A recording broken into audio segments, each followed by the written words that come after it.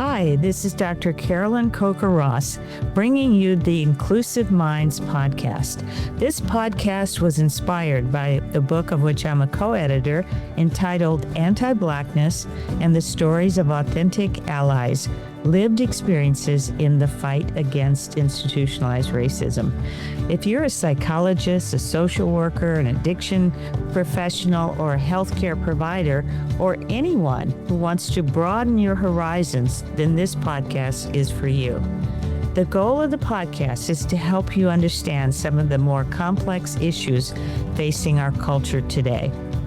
My guests are experts in their fields, and we'll be talking about a wide array of topics, including cross-cultural issues, the intersection of race and trauma, social justice, and health inequities.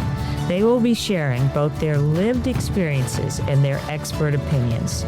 The goal is to give you a felt experience and to let you know that you're not alone in being confused by these complex issues.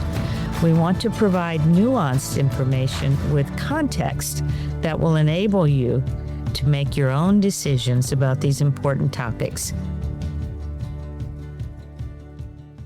Hi, everyone. This is Dr. Carolyn Coker Ross, and welcome to the Inclusive Minds podcast. I'm here with my special guest, Dr. Dietra Hawkins.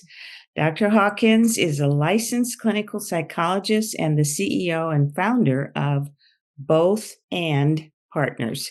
She is an executive coach, author, speaker, researcher, and visionary dedicated to equipping forward-thinking leaders with tools, support, and strategies for creating transformative change. Dr. Dietra also serves as an assistant clinical professor at Yale University's Program for Recovery Health, where her research and work focus on systems change and community engagement. She is a passionate reader, dance enthusiast, and Memphis, Tennessee native. Her work is grounded in faith, integrity, and a deep love for bridging people together to foster healing and connection. Welcome to the show, Dietra. Thank you. I'm excited to be here with you. Are you in Memphis right now? I'm based in Atlanta, but I will be visiting my family for a family reunion in just a couple weeks, actually. So looking forward to being back home. Yeah. So I wanted to start by talking about something you are very passionate about, which is something you call the equity dinners.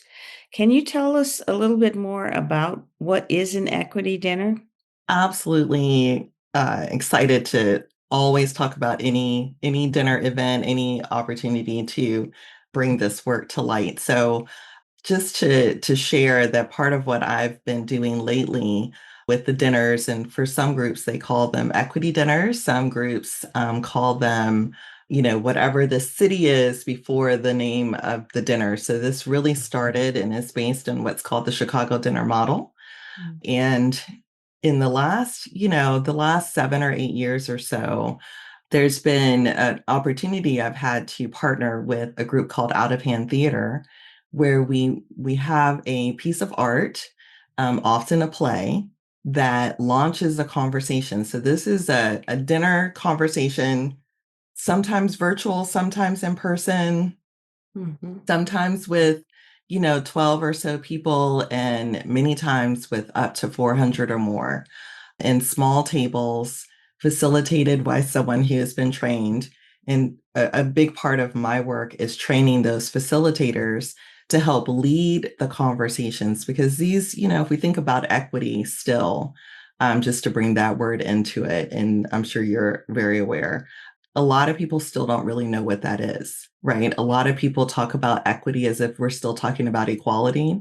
Mm-hmm. One of the things that I've been doing recently is rereading Priya Parker's book, The Art of Gathering. I don't know if you're familiar with this or not at all. No, I'm not. This book here. Okay. Well, the reason I'm bringing this in and sort of thinking about the gathering and art and, dinner and equity and all of these different things is we need stories, like we connect based on stories. We don't necessarily connect and make changes based on data, quote unquote, in terms of numbers. And so being able to have people come together, maybe strangers, share their story. And most recently had a person who is biracial, raised, adopted. Parents were very unaware of what it was like to be a biracial student in high school. Lots of support at home, but really struggled and was bullied at school. And like at the dinner, it was like basically it was their first time talking about what that was like, Mhm. So, and so what the that was like. underlying purpose of the equity dinners is what? Is it to bring people together from different diverse backgrounds, or is it based around racial healing? Well, what is that purpose? So the original purpose for the Chicago dinner model was to have people come together and talk about their experiences of race and racism. Clarence Wood, who is the person who helped establish that, was on a trip and they're sitting around a fire. They're in another country, actually. And he realized in all of his work that he had done, especially with boards and those sorts of things, that food and then stories really help people connect around these hard conversations. And I think, like most of us know, we typically dance around things Mhm. instead of being able to talk honestly about it. The other piece that happens is that with the model, you're often talking to strangers. And sometimes you can be more open, like you can be freer to like share a story that maybe you haven't thought about before. But yeah, so when I think about what the dinners do and talking about equity or racism or those sorts of things, it's not just a space to like lament as much as actually just be heard. Because so often, like we tell our stories and then someone wants to say, oh, it wasn't about that. Mhm. Right. Or I'm sure they didn't mean it that way. Yeah. Right. Or I don't even, that's not how I see it. And this isn't a place to debate what your experience is. Everybody's story is valid. Okay, so it's based around telling your own narrative in the hopes that other people will hear and see you as who you really are and just take that in. There's no like discussion or, any kind of, challenging of your story or anything like that. I'm not sure that there's not a challenging of stories as much as the foundation of the purpose of the dinner and why I like doing this is that it's not about a training. It's not about like you have to be you have to be really skilled to show up for this. The Mhm. goal of this, like I've done dinners with sixth graders, Yeah, right? Like yeah. this is to say that this is an ordinary conversation we should all be having and that it shouldn't be something that we reserve for a special time or only one time or only for people who are woke or something like that, right? Like Mhm. this is meant to say, and for, I don't know, some of us, it is a conversation you have every day, but for many people, it's not. And Yeah. so doing the dinner and making it part of dinner is saying that this is an ordinary conversation that we should be able to have, and that then leads to more healing and an opportunity to really talk about what is true in the world and not avoid those things. So there really are like really great things that happen with having the dinners like this. But the first part, when I first talked to the Human Relations Foundation about like what was the goal of the dinners, they were like to have the dinner. I was like, and what is well, what is the successful outcome? People showed up and had dinner. So let me say one thing about that. What I've learned over the years is that it actually is risky, right? To show up to someone's home or to be Mhm. in a conversation that you are not in control of. And so I had to kind of get over myself, since this is the kind of work I do all the time, to really appreciate that, you know, many other people, this is not their day to day. And so it is risky to be able to have that conversation. But then once people have done it, it makes it easier for them to talk and continue to have those conversations and open up and do more. Hmm.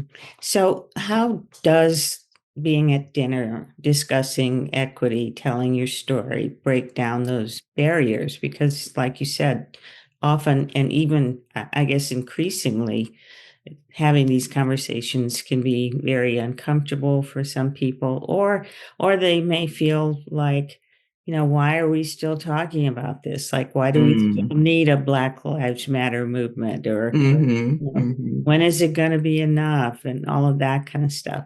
So, how did the dinners get over those humps? What I'm thinking about is we had a dinner quite a little while ago, and there's a white gentleman who was there who hadn't really said much the entire time that we were there. But as we were doing our closing, he shared that he had, young children or teenagers actually, and that his takeaway from the dinner was that as a white father, he had a talk to give to his kids about how to intervene when their friends who were people of color were being harassed by the police. And so for me, when I think about like what happens out of the dinners or what are the outcomes and what are the pieces, it's stories like that at the end that you don't know. I mean, someone who I might have thought wasn't really invested in the conversations and the stories that had been told, but his takeaway and what he did as an outcome of that and the positionality of saying the talk is not going to just be relegated to the Black families that have to have the talk with their kids. He was also going to have that talk and explain that history to his children so that they would be able to intervene and act differently. Mhm. So I don't know if that like conveys to you like what it conveyed to me in the moment, but I've always held on to that. And there are plenty, I have tons of stories of like, people who realize that like they've been neighbors for years, but never have been in each other's homes, Mhm. right? Living next to each other. They're all these certain, never actually had a meal in their neighbor's home. And that the dinner events, especially when we did them within communities, opened up windows and helped people to share parts of themselves and then also be able to intervene later. So then what happens is that those stories carry into work, they carry into their voting, they carry into policy that actually makes a difference. In one of our communities, we know now that they've put in policy an affordable housing component that no new building structure would be built in this particular community that we are working with that did not have units that were affordable for people coming in, which had been one of the major issues that had led to, and we know, redlining and history and, all of the things that happen with structural racism.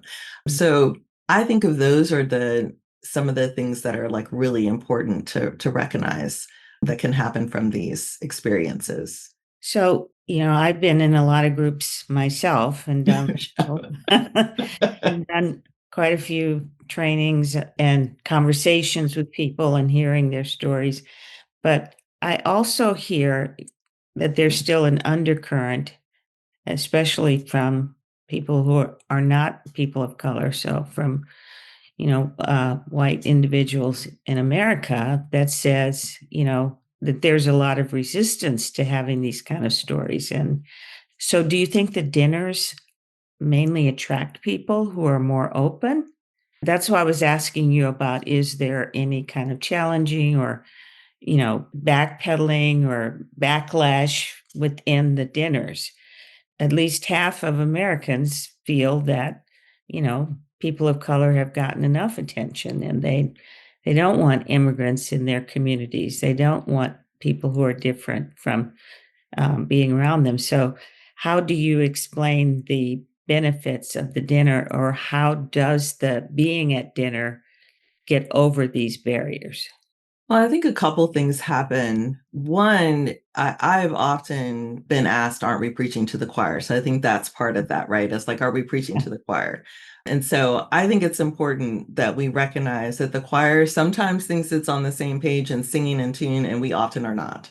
And so one of the things that the dinners have done in the past is that people get to show up and see that they're not alone, that actually they are part of a choir and that they may need to tweak some of what they're talking about. So oftentimes I think our allies don't have enough other stories beside their own so that when they are in conversations, when they're in spaces, that they can be brave enough to, when they're at the grocery store or when they're, in a part of their church community, that they can then challenge someone else or offer another perspective to those viewpoints. So I don't know that it has to happen at the dinner itself. Often what will happen is someone will say or share, this is a struggle I'm having. And then someone at the dinner table will have a story about how they could intervene.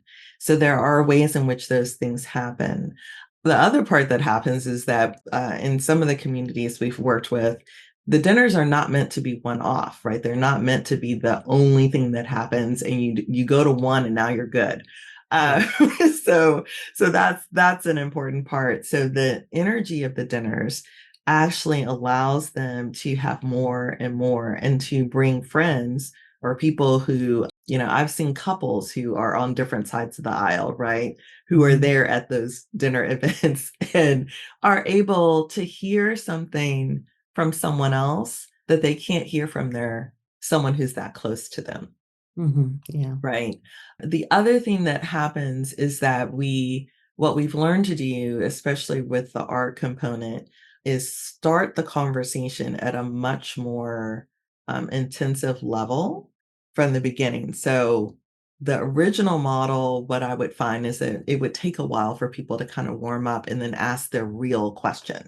Right. We use a piece of art now to sort of go right in there, from the beginning. When you say a piece of art, what I saw in one of the videos was like a play, a short Yes. play, and Hmm. characters are talking about a certain experience that might then bring forth more questions and open people up Yes. and help them start the conversation. Yeah. Hmm. Is Yeah. that mainly what it is, a little short play, or are there It's other? been all different kinds of things. So what I love being able to do is actually have parts that resonate with that particular community. So I've done dinners that have been around the immigration Mhm. conversation. And so we had a spoken word artist who came and did a couple of pieces that Oh, helped to start that conversation in their own lived experience.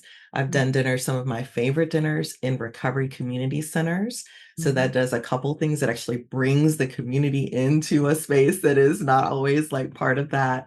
And then maybe we use a film. So I've used a couple of different pieces. There's TED Talks that we've often used. We've worked with groups to co-create, but the goal is that everybody has to have some common experience. So Mhm. whether that's a play, listening to music, a piece of art of some sort, that helps to launch the conversation. And then we have facilitators at the tables that we talk about how to facilitate differently than like the way that maybe a typical conversation would go. So that means that the person who's facilitating, often if there's a lull, like they can use their own lived experience to help, Mhm. bring that conversation to that more, to that point. I think you're hitting on a couple of important points, and one Yeah. is that art does open us up. Yes. And, I just recently went to see a play called Zsa Zsa's African Hair Braiding Salon here in San Diego. And Mm. I actually wasn't really clear about what the play was about, which was good, really, because I thought it was going to be something like the old barbershop movies that were just kind of fun and maybe had a little touching moment. And it ended up being about immigration, actually. And so near the last fourth of the movie, someone got picked up. Mm. Character's mother got picked up by ICE and, was in a holding facility. And that brought up so many things for the daughter and blah, blah, blah. But what I was most surprised about is it brought up a lot for me.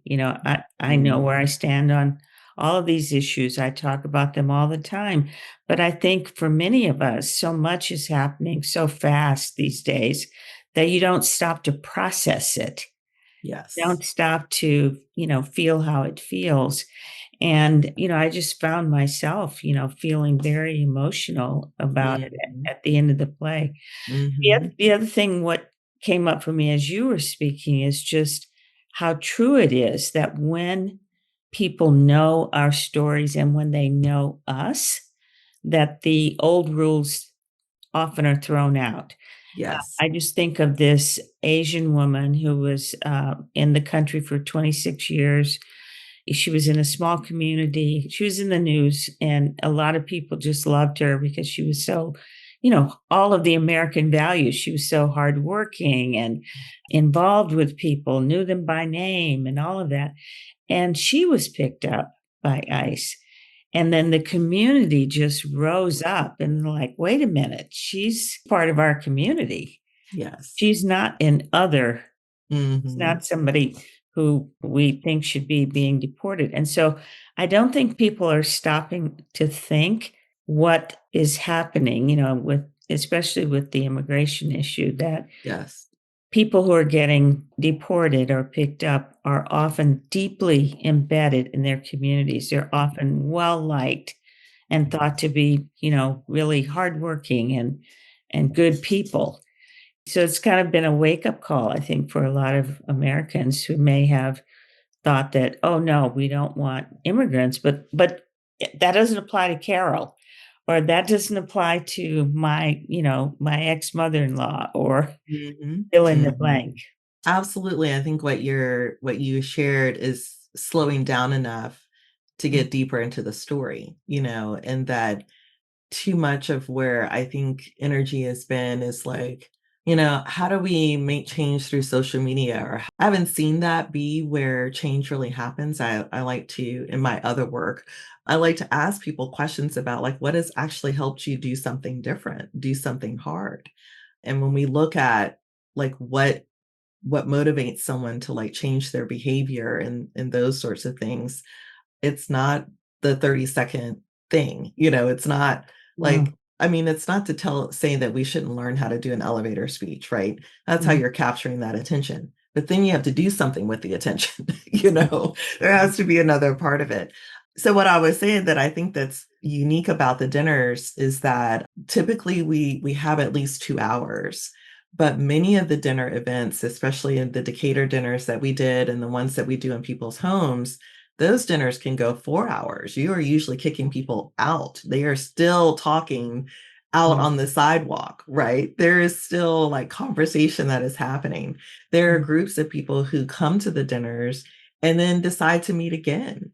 There are yeah, people who've been part of these dinner events that 20 years later they're still getting together. So it's really interesting to think about, how can we have deeper conversations and mhm, also give people room. So, as a facilitator, I need to have space where I let people maybe not even talk and just be present, just listen. And mhm. some people, I've had people come. We had a wonderful woman, she was 90 years old, showed up and she said, I showed up because I wanted to make a new friend. It's hard to make friends when you're 90. I, well, Most it of is, your but it was friends just have such died, a like, actually. and like her stories were so rich, right? And she was also so distraught by like, I'm back here again, but it was heartwarming, real, and we just need more of things like that. Yeah, I agree. Do you find that the groups come to any kind of consensus, or is there anything that, comes out of the groups in the long run other than people getting together again? It really depends on some of the coordination of the dinner. So, Mhm. one of the things that I am doing now is actively supporting what we call dinners by design so that there can be another part or piece that sort of comes out of it, all depending on what the host wants. So, just to take a couple steps back, right? To do a dinner, you need a host, you Right. need facilitators, and you need a guest. Yeah. And then we bring some of the other pieces in. And so it's really up to the host on what they want to have as an outcome of the next piece. What are some of the outcomes you've seen from the dinner? Yeah, so like some of the outcomes have been actually starting to change ideas around legislation depending on what that community was like focused in on.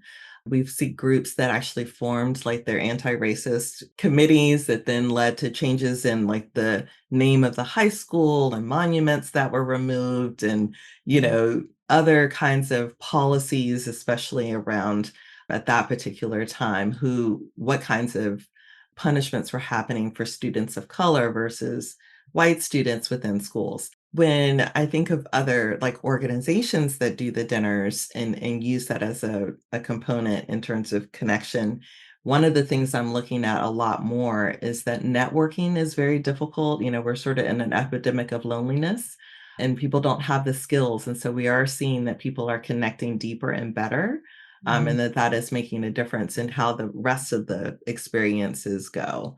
But when I go back to it, I just have to remember that the dinners are meant to be a party, Yeah. right? And so there's ancillary things that we can look at, but the goal from the way it started was really to take it out of this sort of, totally academic space. What I do see though is that it has changed the facilitators a lot. And are the facilitators people of color or are they mixed? Yeah, everybody, any and Okay. everybody.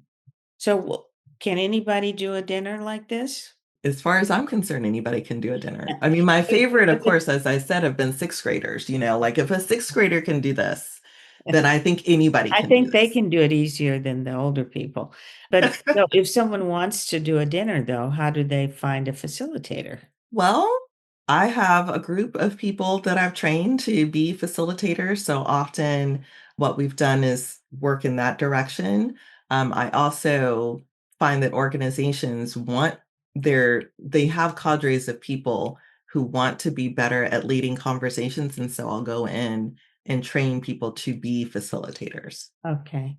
So they can find facilitators through you for sure. Hmm. Yeah. I was noticing in your YouTube video that you quoted the author of a book, Think Again. His name is Adam Grant. And he said, hearing an opposing opinion doesn't necessarily motivate you to rethink your own stance.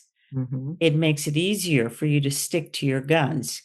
Presenting two extremes isn't the solution, it's part of the polarization problem.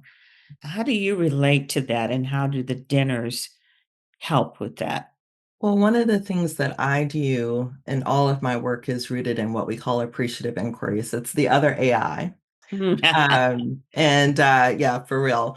And one of my favorite things to talk about is that we have to talk about things that are true, good, and possible. And what that does is that it allows us to stay out of the binaries of things. Mhm, And so what Adam Grant is talking about, and if the Think Again book, there's so many good stories in there about like what that really plays out to be, is that when we help present information and tell a story about information, mhm, then what you find, like right now, our culture wants us to think that people are solidly on two sides. right. But what you really have is a lot of people in the middle who are, if you present an idea, they'll be like, oh, that's a good point. And then Mhm, you present another idea, they'll be like, oh, that's a good point. So what he is saying and what is in the work and then what the dinners does is it's asking people to just share your lived experience so from it's your not trying to perspective. convince anybody to come over to your side. One of the best things is to not fix. My favorite thing as a facilitator is to tell people there's no fixing here. Yeah, And what we learned, I am a clinical psychologist. One of the things that I'm very aware of is that the first thing people want to know is that you see them as a person. I yeah, need to be seen and valued first. And then I can reveal what I'm struggling with mhm. before I go to the next thing. That But makes if we sense. go in immediately with you are the problem, right? Then you are pushing someone into that corner and Mm, they're going to fight you, right? So then we're activating the fight, fight, freeze, fight, all of our responses, fawn, all the other things. And we don't want to trigger that. We want to be, mindful of how to keep people in that space. So, as a dancer, so I want to keep people in this space of movement.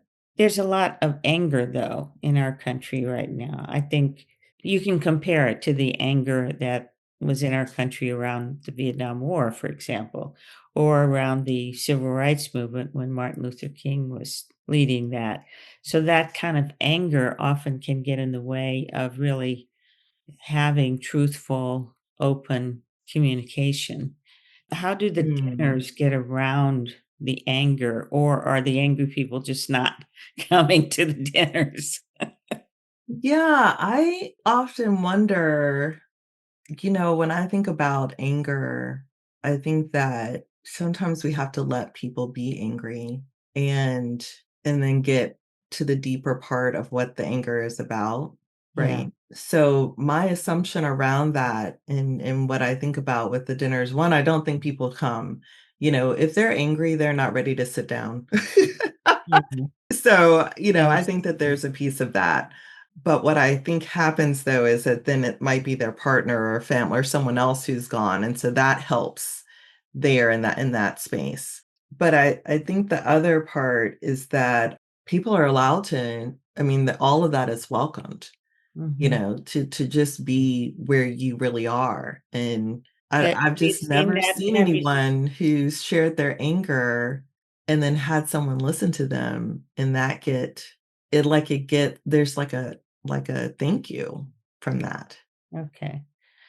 So your theory is that angry people just wanna be heard? Oh, no. Okay. What is your No, thought I about wouldn't that? say it in that way. I wouldn't make it like, "Oh, they just wanna be hurt." But what I am saying is that we don't have to meet the anger with anger. Right, that's true. And that what we don't do enough of is to try and understand it even better, Mhm. right? So what it reminds me of is that we have to do the work of what Desmond Tutu helped us think about. It has to be about truth and reconciliation. It can't be about just either or. We have Yeah, to bring those pieces together. And then there has to be a foundation for why we're here. So with the way that we do these events, which is why I tell people like it does help to have some guidance in leading a dinner because okay, they could go badly. yeah. That's kinda what it's getting at. Yeah. People may be Yeah. listening thinking, "Oh, I'll just invite all my neighbors over, and we'll sit down and talk about these difficult topics," and Right. that Right. could be a recipe So for yeah. disaster. So there's still my assumption is that you're gonna invite people over like you invite them over for any kind of dinner party, and Mhm. there are unspoken expectations for how we gather, Yeah. There's you know? an expectation at least of civility. Right, You don't have to agree exactly, with me, but right, and as the host there should be no guns pulled, in other words. right, well, we use our forks to eat, right? We're not gonna use them to attack each other. I mean, this is what this is, and Yeah, as the host, you can invite someone to leave, and we've had not too often related to that. All of it starts before the people even arrive though, right? There's a whole process for inviting people in, telling them what it's about, why are they coming, often actually giving them a piece that's important for the dinner so right. that they do show. Mhm, yeah. Okay, well, that makes sense. I just wanted to be clear that this isn't kind of everything works if you sit down to dinner and tell your story. I love Oh, I love no. the fact that you are emphasizing that there's a process and that there are facilitators who help people stay in the process. Because Yes. without that, we have what we see on in the media now, everybody talking about things in multiple different ways. Well, I don't think what we see in the media is dialogue. What you see in the media is debate. And so the goal of the dinner is to create conversation and dialogue, which is very different. Perfect, yeah. That's Mhm. a good distinction. So I'll just ask you the final question, which is, given that we're living during some pretty chaotic times right now, how do you keep your inspiration and hope alive? It is an interesting time for sure that we are in. And community makes a big difference for me in being able to continue and find ways to be focused on what I am actually called to do. So I've been telling everyone that the latest thing that has really given me purpose is that there's a story, a master class by Melody Hobson, and she conveys a story about how do you in the city of Chicago where there are blizzards, what do you do in a blizzard? Okay. Mhm. And the key with that is that you have to watch your feet and keep moving. So, and you don't focus on the storm. You're not going to make the storm stop. Right. So I think of my ancestors. I think of the work that I've always been part of. Again, all of this is rooted in the Chicago dinner. So Chicago and the story like made complete sense to me. I make sure that I read and stay connected to stories of resilience. I look for that in everything that I do, and I make sure to focus on the things that I know that I'm called to do, and I keep moving. Watch my feet and keep moving, and do the best I can to bring other people with me. So this is a perfect time to end the podcast. And I just want to remind people that this podcast is inspired by the book that I'm a co-editor of, Anti-Blackness and the Stories of Authentic Allies, Lived Experiences in the Fight Against Institutionalized Racism. I really have appreciated having you on the show, Dr. Dietra Hawkins, and wish you all the best with your dinners. Thank you for Thank being on the you. show. Thanks for listening. Please subscribe to the Inclusive Minds podcast so we can let you know when the next great guest comes on. The link to subscribe is in the caption below.